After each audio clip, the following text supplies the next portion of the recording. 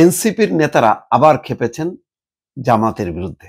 এবার সরাসরি তারা গোলাম পরোয়ারের বক্তব্যকে ঔদ্ধত্যপূর্ণ এবং অসদাচরণ বলেছে। কেন বলেছে? গোলাম পরোয়ার সাতক্ষীরার এক সমাবেশে বলেছেন, জন্ম নিয়েই তোমরা বাপের সঙ্গে পাল্লা দিও না। তিনি একটু এক ধরনের দাবি নিয়ে বলেছেন যে তোমরা ছাত্র নতুন দল করেছো, এখনই তোমরা লাগতেছো না জামাতের সঙ্গে, জামাত অনেক পুরনো দল। এই কথাগুলো পছন্দ হয়নি এবং তাদের বেশ আতে ঘা লাগার মতনই হয়েছে বিষয়টা, যার কারণে খুব কঠিন বক্তব্য দিয়েছে। জাতীয় নাগরিক পার্টি এনসিপির কে উদ্দেশ্য করে জামাতের সেক্রেটারি জেনারেল মিয়া গোলাম পরোয়ার যে বক্তব্য দিয়েছেন তাতে তীব্র প্রতিক্রিয়া জানিয়েছে এনসিপি। দলটির নেতারা বলেছেন মিস্টার পরোয়ার ঔদ্ধত্যমূলক বক্তব্য দিয়েছেন এবং ওই বক্তব্য এনসিপি নেতারা অসদাচরণ হিসেবে আখ্যায়িত করেছেন। জামাত ইসলামী সহকারী সেক্রেটারি জেনারেল এহসান মাহবুব জোবায়ের অবশ্য বলেছেন, গোলাম পরোয়ার বায়দা বাই কিছু কথা বলেছেন, তবে তিনি কোনো দল বা ব্যক্তির নাম নেননি। হ্যাঁ, এটা সত্য, কিন্তু সামগ্রিকভাবে তো এটা এনসিপি নেতাদের উপরেই গেছে। 2024 সালে আগস্টে শেখ হাসিনা সরকারের পতনের পর অভ্যুত্থানের পক্ষে শক্তি হিসেবে জামাত ইসলামী এবং তখনকার সমন্বয়কদের মধ্যে বরাবর হৃদ্যতাপূর্ণ সম্পর্ক ছিল।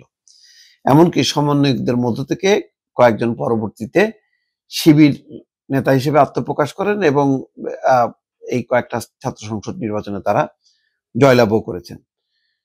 এছাড়া শেখ হাসিনা বিরোধী আন্দোলনের নেতৃত্ব দেওয়ার অনেকেই পরোক্ষভাবে জামাত শিবিরের লোক, এমন প্রচারণাও রাজনৈতিক অঙ্গনে ছিল। আসলে গত এক বছরে যে পরিমাণ দহরম মহরম ছিল এনসিপির সাথে, প্রতিটা ক্ষেত্রে দেখা যাচ্ছে যে এনসিপি আর জামাত বিএনপির বিপক্ষে। এমনকি গণভোট এনসিপি প্রথমে বলছিল বিএনপির মতন করে না, নির্বাচনের দিন হলেও চলবে।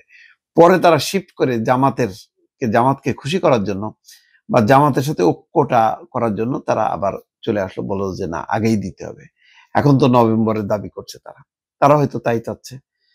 এর মধ্যে ওই যে জুলাই সনদ স্বাক্ষর নিয়ে মত পার্থক্য হয়।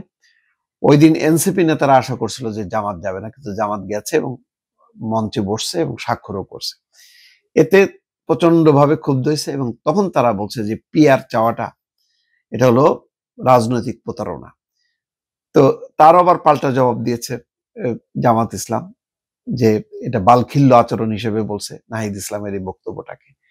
তারপরে মিয়া গোলাম পরোয়ার সাতক্ষীরায় যে বলছে যে জন্ম নিয়েই বাপের সঙ্গে পাল্লা দিতে এসো না।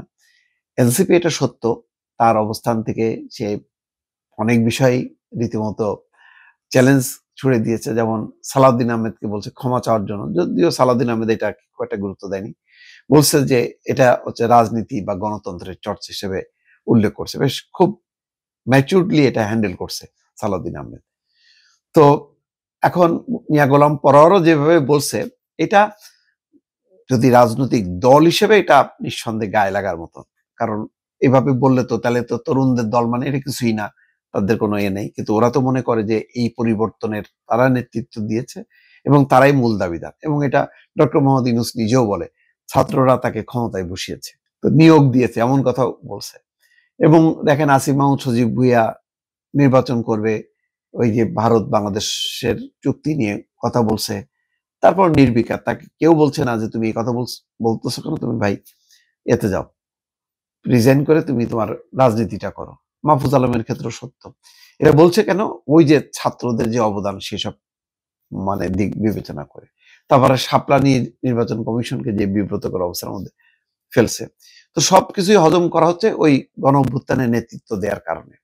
কিন্তু তাই বলে মানে জন্ম নিয়েই বাপের সঙ্গে লাগতেছে না, এই কথাটা তাদের হাতে লাগছে এবং এই কারণে তারা এটাকে অসদাচরণ এবং তীব্রভাবে তারা প্রতিবাদ এবং বলছেন যৌদ্ধত্বপূর্ণ একটা আচরণ হিসেবে তারা আখ্যায়িত করেছেন। দর্শক, বোঝা যাচ্ছে যে এই মানে পাল্টাপাল্টি বেশ চলবে আরো কিছুদিন।